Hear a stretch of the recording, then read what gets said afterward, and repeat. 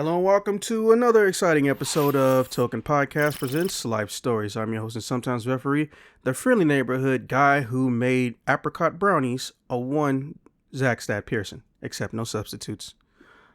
And today, I'm joined by he who's getting a laugh out of what future officers are going to do to my old landlords, a one officer, 9,000 plus one. You got me jealous of those brownies. Hey, how you doing? And today I'm joined by the equally deadly, equally shortest, a one honeybee. Hey, we are going to dive into my childhood trauma. I hope you guys are ready for this. I like how she says it, like, comically, like 40% of these episodes have been my childhood trauma. It's time for somebody Y'all ready else to for go. this? It's time for somebody else to go. So, honeybee, what is the story you will be regaling us with today? So I want to preface this by saying this is something I haven't even told my therapist about. God you guys damn. are hearing about this first. I know. Listen, there's a lot to unpack about my childhood and all the things involved in that. So we've taken our time getting around to this part. But you guys are going to get the big, you guys are going to get the juicy center of this, this trauma, chocolate bar. That's what I'm calling it now. Well, that's definitely a disturbing name for childhood trauma. Yeah. So Well, I guess time to brace myself. I guess I should start by kind of I guess from the top on this one. I don't have a script. This is all like straight off the dome. Oh, that's adorable. You think I use a script when I do life stories? I appreciate that, and I don't mean that sarcastically. I appreciate that. When everyone tells me, man, how do you write all those stories down? It's like, no, I remember the trauma. I see if I'm still going to possibly tear up or get choked up while telling the story, and the parts where I think I would be, Oh, yeah. I put in a joke so I can actually go through it. That's all I'm doing. Yeah, no, you have to joke about the trauma, otherwise you are not going to get through your day. Sounds about right. Wait till I do an episode about So Texas. I guess I should start off by saying, I don't blame my dad for this. Okay, my dad and I, we are cool now. We get along famously. I'm like his little clone in most ways. In most things. Most of my childhood, that was not the case. Okay. My parents met when they were young. You know, they were Michigan 19, logic, like, yeah. They met when they were 19 and like got married like months later because, you know, Wow, that was that the is only way for them to like be fucking together while my dad was in the military. So that's sadly still they very didn't common. have a lot of time to realize that they kind of sucked as a couple. I love my parents very, very much. They were both definitely not ready to marry or have children. And if this world was a perfect place, I would not exist because those two would not have gotten married and would not have had kids. I'm going to lay that out there right now. Well then. Yeah. Not only did they have one child, they had two more after that. All while living in Germany, all while playing a fucking house together. So let me kind of explain the kind of person that my dad is, right? He works in a hospital setting. He is an ER nurse. He sees everything. He took his job very, very seriously. That does not mean he's terribly bright. Put that out there. I'm putting that out there right now. He's a little naive. Or at least he was back then. Right. Because keep in mind, 19, just got married. He's back to back to back, has 3 kids, and then boom, divorce. Nobody's fault. It just happens, right? Unfortunately, my dad is not the kind of guy who can stay single. Oh, no. Okay, that has some layers to it, so you might want to elaborate. Yeah. On what specifically? Are you saying that he was thirsty, or are you saying he was a pretty boy and he can't be left alone? I'm saying he's a man-child. Oh, well, yeah. Ironically, I sincerely hope this never gets back to my dad. I will never I understand hope this how never they gets get back to my dad, so but fast. They always get married. There's someone always doing their draws and shit, and they'll be the biggest pieces of shit. I've never understood that. No. I mean, to be fair, my mom, terrible housewife. I think he got married so young. I mean, not only just so he could bring my mom with him when he was deployed and they could live together on the base. But also because he thought she would be his little housewife, take care of the kids and the house and all that shit. That was not the case. Again, my mother, 19 years old. This woman never went to college, was never expecting to go to college. I think in her mind, she was fully ready to be a housewife, but it was harder than she thought because that is hard. That's hard work. Shout out to the stay-at-home moms. I couldn't do it. I would not do it. Will not do it. Absolutely refuse. So, obviously, as you can imagine, the marriage falls apart. Neither of them are talking. They're fighting all the time. It's an absolute mess. Capital M mess. The divorce is, say, a little messy. And I don't know all the details, right? I don't know all the details of my parents' messy divorce. I don't know if somebody cheated or what. But all I know is there was bad blood there. That was not a clean divorce. It was a mutual decision, but they were not about to be friendly afterwards. So at first, there's a 50-50 custody thing that my dad never goes through on because he's working in a hospital, Obviously. But he would come over occasionally, he would see us regularly while he was living in the state. Then he moved out of the state and my mom got more custody, he had to pay more child support. And then all of a sudden, he vanishes. And I'm not talking about a subtle, he's slowly pulling away and talking less. No, I mean, it was one day he's oh yeah, no, I'm gonna come visit in August or whatever for your birthday. And then the next day, nobody can get a hold of this man. Poof. He full on vanishes off the face of the earth. To the point where his family can't find him.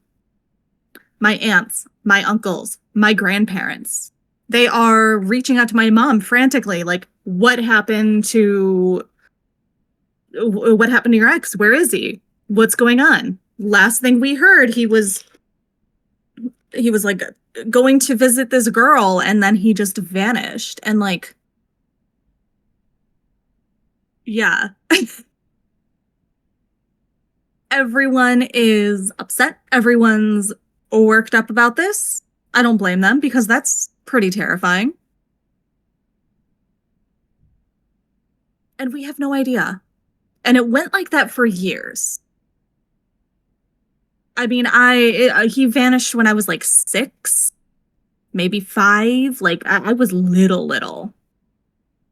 To the point where like his like vanishing just really wasn't that big a deal for me, I guess.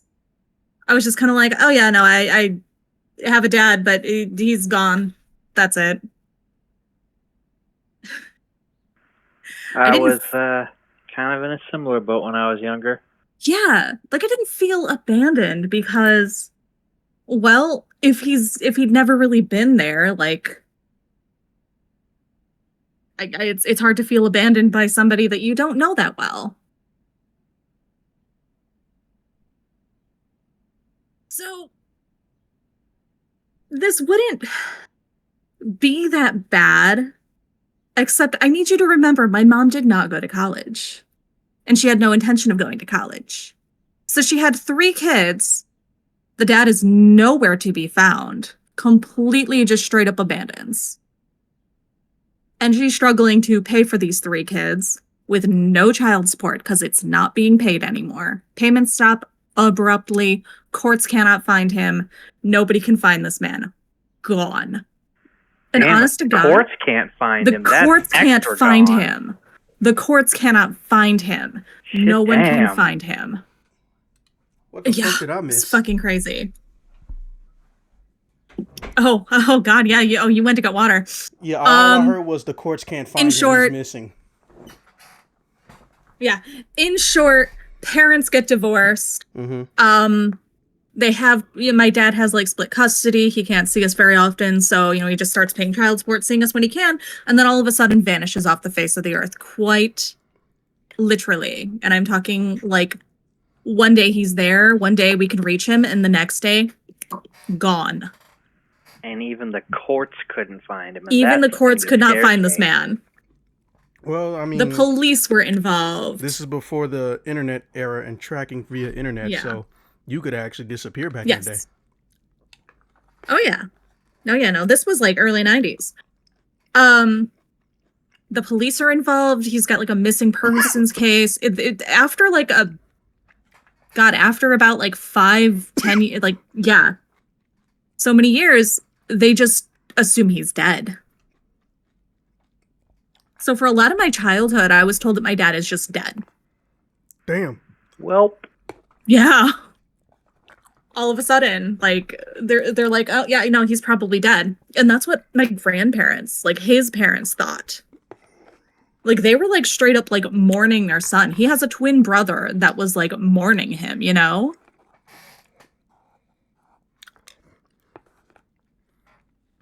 And, I grew up, we were like struggling. We were trying our absolute best to keep our head above the water. And again, my mom, no college degree. She's just doing her best with 3 kids with no support.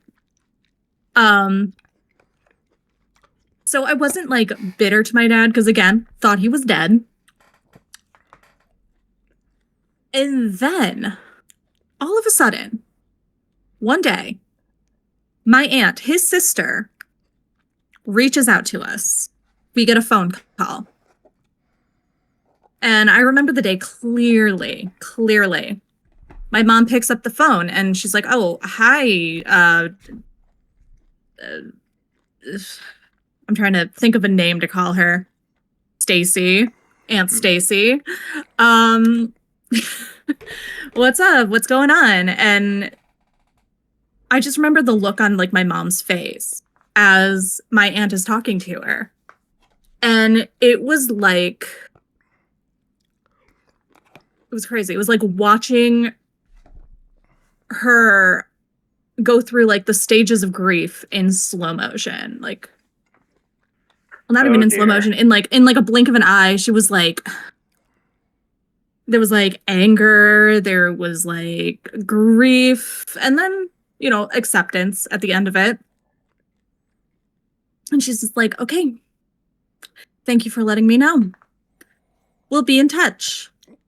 So this and was she the just death hangs call. up and she looks at me. I'm the oldest, by the way, the oldest child. And I'm the only one that I think actually like knew that like, I think I'm the only one that really actually even remembered our dad at all. So I had been like as a wee one, I had been a daddy's girl. Like, that was my Surprising hero. no one. Yeah. Honestly, yeah. Yeah. Like, my dad was cool. He was fun. He was the fun parent.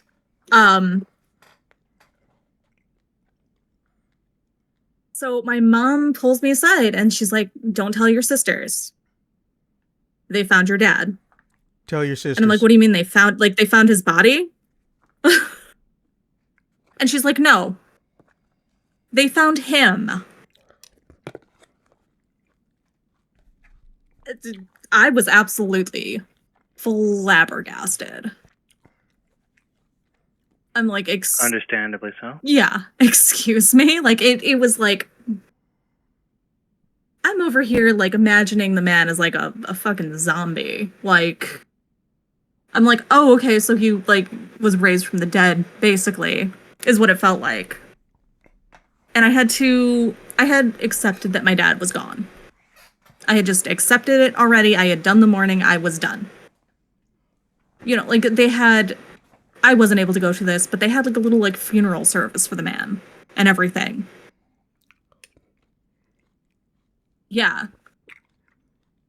The entire family had just accepted him as dead, and now we're being told he's not dead. He's alive. And we know where he is. I wonder what this the next is going to step be a was. very, very good story. Here's where it gets messy. This happens when I am going through a very rebellious stage. Surprising no one. I hear all this. Yes, I hear all this, and I'm pissed. I am beyond angry. I am, like, going through, like, the years of my life that we had to struggle without any support whatsoever. Like, I'm, like, going through, like, nights of eating absolutely nothing, or like, even days of eating nothing, of having nothing, of not being able to do the fun things that my classmates could have done. There were field trips I wasn't able to go on because we did not have the money for it.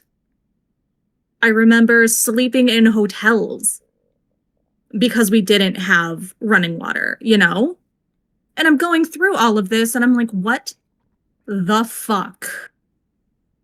That's a difficult thing to grasp when you are in your early teen years, your preteen years, and everything makes you angry. And then all of a sudden you hear the dad that you thought was dead wasn't dead. He had just abandoned you. He had just left. I think at that point, the first thing I'd do the second I saw him would be punch to the face. I was strongly, like, wanting to just lash out, hit him. I wanted to find him. Unfortunately, although we knew what state he was living in, we didn't have an address. But here's the thing about the women in my family. They are fucking relentless. They will go through hell and back if they think you have wronged them. And my aunt, oh yes, and my aunt, his sister, felt very fucking wronged. Yeah. Yes, petty. She is very petty. I get along with my aunt famously. I mean, that's this man's sister. She was very close to him. They were very tight, and she was very, very friendly with, like, us. She was helping us out while my dad was gone, quote unquote dead for all these years. So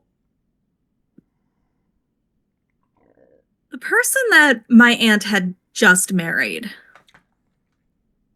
was a man who worked for the government. Still does. Specifically in finance.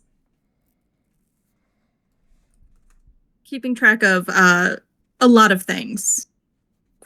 Yes.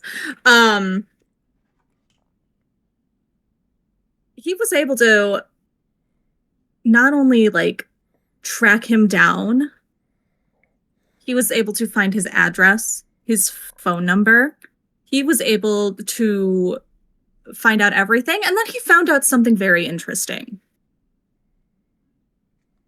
Not only was he married and had been married this entire time that he was gone. Since the very Children day of that he God vanished, cult. that was the day that he According to Wikipedia, registered the Family as International married. is an American new religious Oh, movement wow. founded in They 1968 also by have Grant a Martin. child.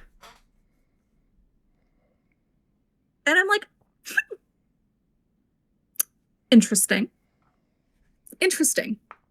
So I'm finding out within like days of each other all this information.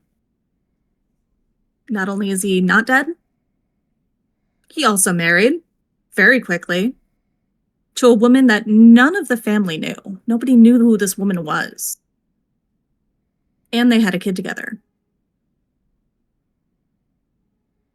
So my aunt, bless her, gets me on the phone. She says, all right, I'm going to need you to pick up a pencil and paper right now. I need you to write this down. And she starts listing off an address. And I'm like, what is this? And she's like, that's your dad's address. That's where he, Aw, shit. his wife, and your half-brother live.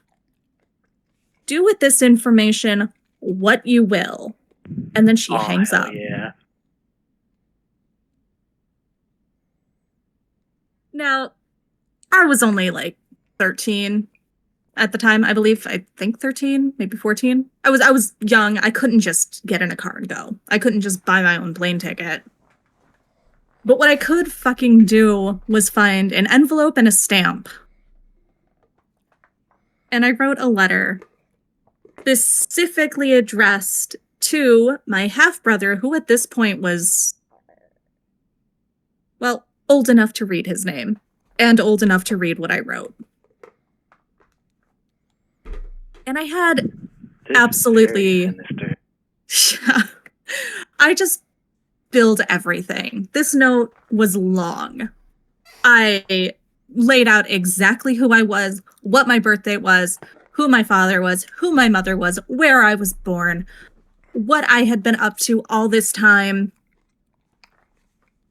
And I basically just spilled the beans. I said, my dad vanished to marry your mother, whom nobody knows what is going on, et cetera, et cetera.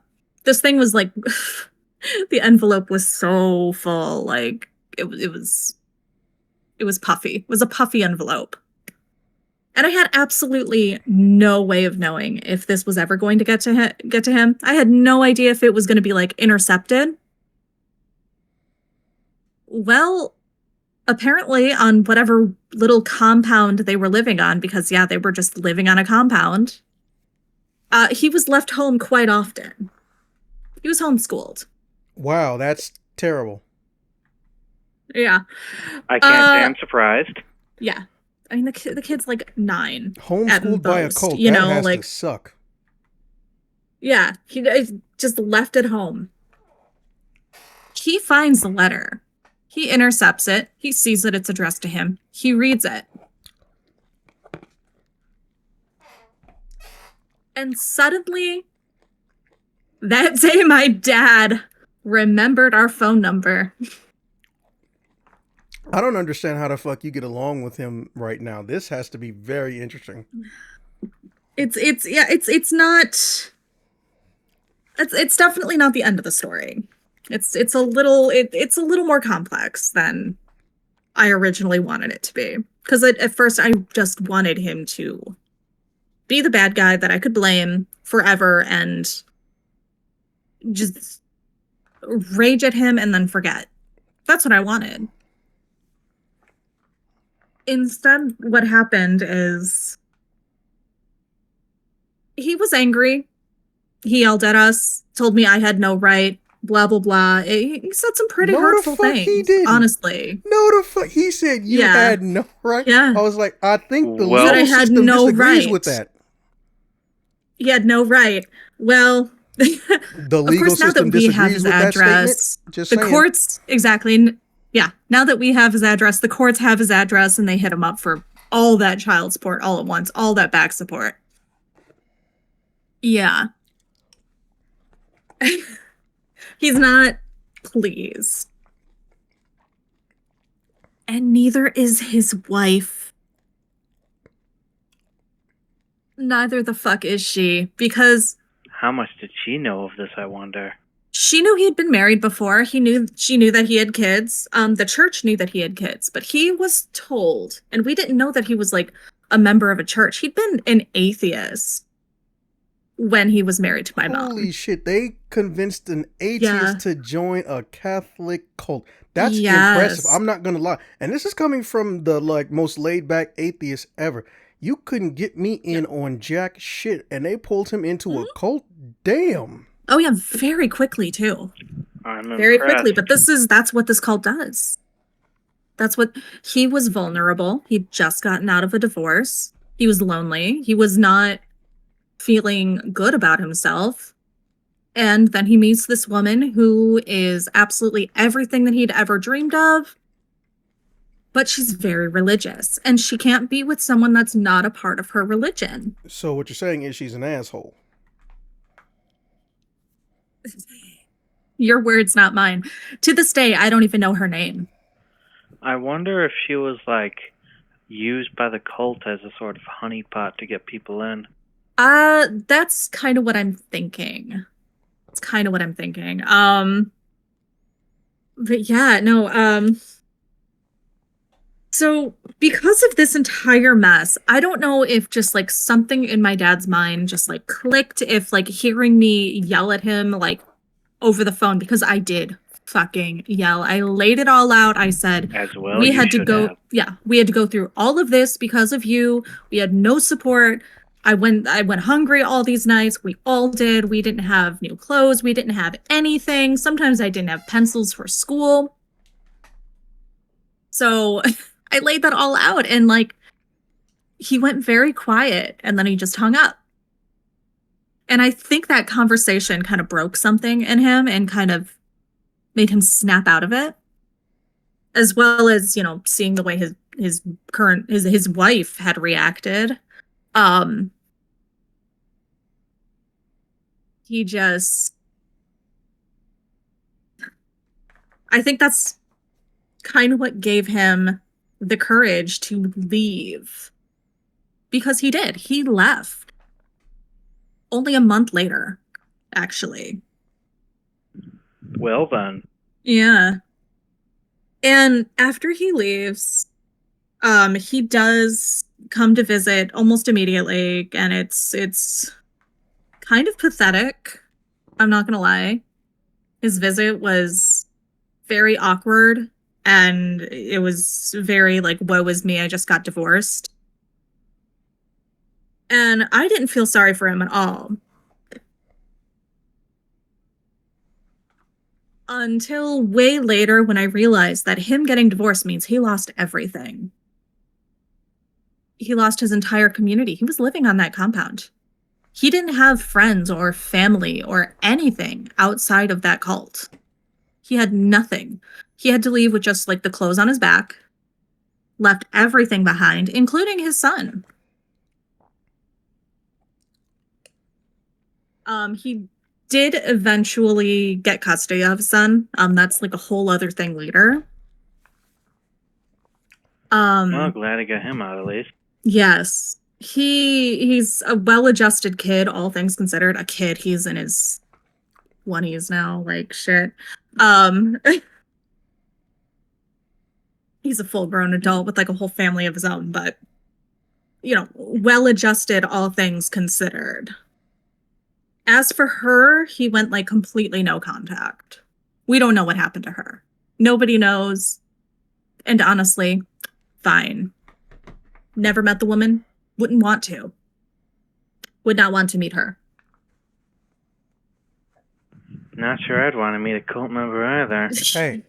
Hey, officer, you're on push to talk, right? Yeah. Okay, just checking. Oh, if you're hearing something, that might be my fan in the background. Sorry. No, we can't pick up your fan. You're not supposed to be on push to talk. You're supposed to be on voice activity. You're fine. Okay, cool. But yeah. So a lot of this information he did not want to talk about. He didn't want to talk about any of it, and he was very reluctant to talk about it, is the thing. And I only found out later that was because he had been, like, threatened. That if he talked about it, things would happen. I don't know what the exact threats were. I did not check. It was one of those, like, the less you know, the better kind of things. We will find you, and we will end you and all of your family. I mean, basically, like, it was genuinely kind of scary for him for a while. He had to, like, he was moving around from place to place for a long time.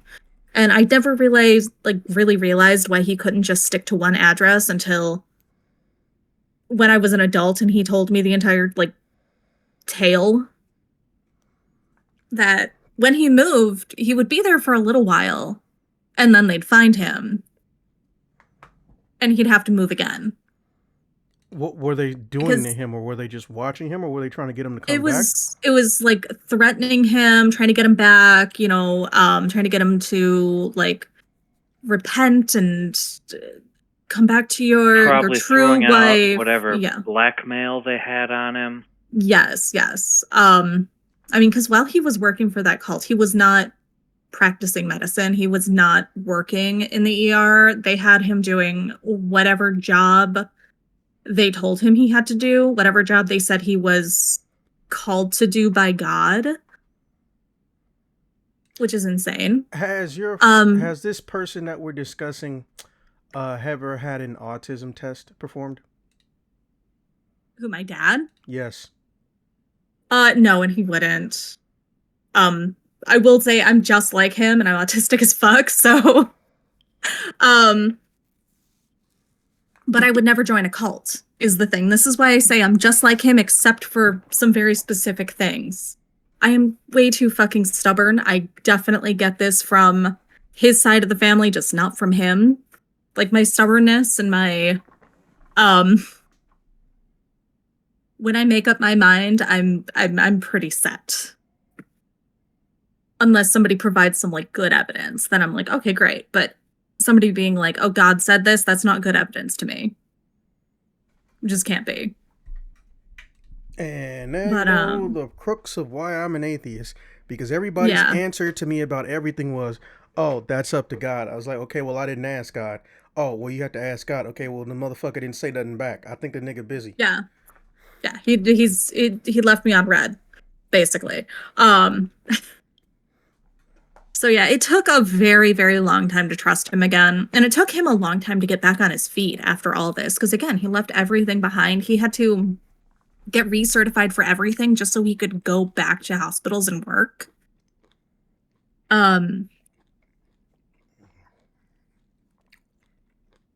I found out like some of the absolute insanity that he had to deal with in this place. I mean, like, just like with my mom, he married her very, very quickly. And I found out they had known each other for only a week. I want you to sit with that information. Only a week is how long he knew this woman before he decided to just throw everything away and marry her. Yeah. I wonder how she convinced him. I'm not going to think about that. That's my dad. Yeah.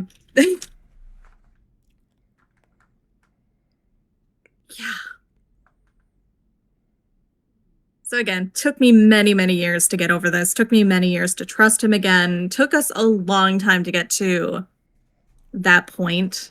And, like, to this day, he still owes back child support just because of, like, how much money all at once he was expected to pay and like all the interest on that. Because I don't know if it's still the case, but I remember for a while, if you did not pay your child support, like interest would gain on that. Yeah, sometimes it's state dependent as well. Yeah. Well, yeah, I don't think anyone's gonna be able to top that story for a long time. However, you're like only the second person to ever do a life story that wasn't me, and his was more on the hilariously comical side. This dumbass broke into his own school just to eat some candy. You know how stupid that was? It was hilarious, but it was stupid. That's insane. Yeah. Yeah. That's a thing, I guess. So, but yeah, that's the story about how my dad joined a cult, went missing, was assumed dead for many years, and then waltzed back into my life when I decided to be an angsty teen and cause problems on purpose. I mean, you were an emo teen, but you weren't traditional. I just want to be emo because I like the aesthetic, which I guess would be fashion emo. No, you were legitimate emo, so. Yeah. It was dark. It was a dark time. Kind of how it honestly, goes when you grow up in a situation like that. Yeah. So I'm curious, what was it like when you first met your little brother? Like, did y'all get along? What was that like? It was awkward. It was very, very, very awkward because he had been told like he was my dad's only kid for like the longest time. And when I finally met him, like when my dad finally got custody of this kid, because like the church just apparently wanted to marry her to someone else right away after the divorce, like, and then pretend like the child just didn't exist. So it was easy enough for my dad to get custody, like once he was able to go for it. Does he there even was like contact his mom? Like, what the fuck? No. Like I said, he went completely no contact with her. And I don't think she cares, quite honestly. Because if you're not living in that religion, like, you may as well be dead. Is basically what it is. Well, what a bitch. Yes, what a bitch indeed. Fuck, if there's anybody who could write a book, it's that kid. Yeah. God bless him. He's like I said, he's doing well now.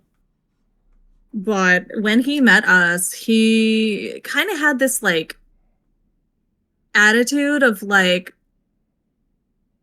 he almost like he like blamed us, or blamed me rather, for everything that went wrong. And I kind of get it. I really do. Because God, that must have been traumatic, opening a letter and being like, "Oh, I have siblings." What the fuck? But yeah, no, my dad, bless him, he's the kind of guy that can't be single ever. He's had like, I think like 2 other marriages, and like the one that he's in now is like the longest it's ever gone on. So, knock on wood, 4th time's the charm. That's not how that Possibly. saying goes. How many kids does he have now? He only has the 4. Well, I guess that's only the 4 of us. Advantageous, technically. Yes. Is he back in your current state, or is he still in different states? Oh, he still lives in a different state. Okay, I mean, yeah. Technically, Michigan is one of the most dangerous places to get married, but at the same time, fuck. Is it really? Yeah, Michigan and California. Ironically, for 2 completely different reasons. I wonder why. Kind of curious why. So yeah. California will force you to pay child support even if you get a confirmation the child is not yours. Oh, what the fuck? Yep. And it applies even if you leave the state. Oh, fuck. And in Michigan, you can lie on a birth certificate completely. Oh. And even if you prove you are not the father, you can still stay in jail. Jesus.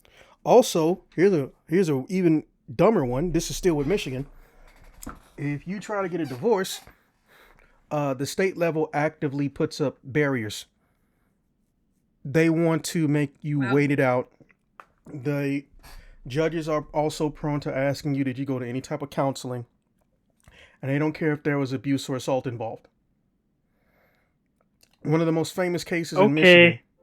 Yeah. One of the most famous cases in Michigan was a man whose name got put on a birth certificate, and the woman did not tell him, right?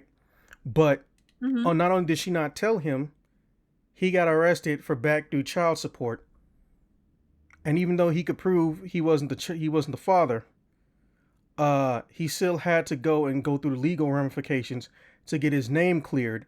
And the judge told him, I'm not comfortable with making this child a bastard. First off, the kid was born a bastard. And then my personal favorite, guess what happened to the bitch that did it to him? Yeah, I said it. Nothing. And this is after she started admitting she did it.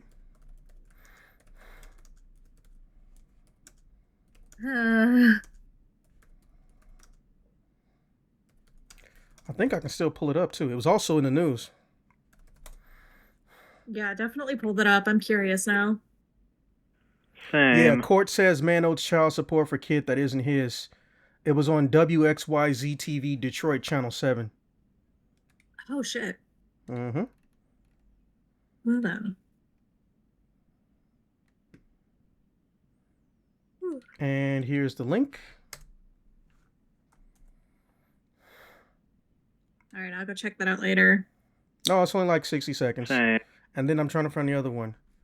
Michigan resist divorcing. In some places, I think they tried to make it not legal.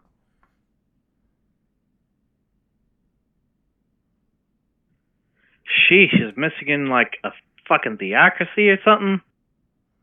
Well, no. I don't know. Depending on certain parts you are, there's slight deviations to the law. On paper, Michigan should be one of the easiest places. It's either the second or third places to get a divorce on paper. But depending on if you're in a small town, which Michigan is full of, they will actually do bullshit laws in between. On paper, you don't even need to have consent of the second person to complete divorce paperwork. Some people believe that refusing to sign divorce papers can stop legal proceedings, but in the state of Michigan, a divorce can proceed even if you refuse to sign the relevant paperwork. So long as one partner wants a divorce, the other cannot prevent the process from moving forward. But there are also places where they can drag it out for 2 years, no more than 2 years. In Michigan. See how ironic that is? Yeah. It's literally one of the best and simultaneously worst places to get married. Yeah. No, you're right. And they also have a built-in no-fault divorce for the whole state. Oh, yeah. Yeah. So it's a very unique situation. I would rather, though, still get married in Michigan than California, because that bitch could literally tell me, and this is assuming this is an asshole who just wants money, the day she get a ring or the day I sign a marriage license and the kid's born, hey, this ain't yours, I'm leaving, have a nice day. And then all of a sudden, you know, as long as she stays in California with whoever the fuck's kid that is, maybe because they got more money, I'm paying child support? Nah, can't be me. I'll tell you one thing, if I gotta pay child support for a kid, I'm gonna get custody of that child, whether it's temporary. I'd go for full custody. Whether it's temporary or permanent. But here's what I'm gonna tell you. One day, hold on, let me end this recording real quick. We'll see you guys in the next episode of Token Podcast Life Stories. Have a nice day.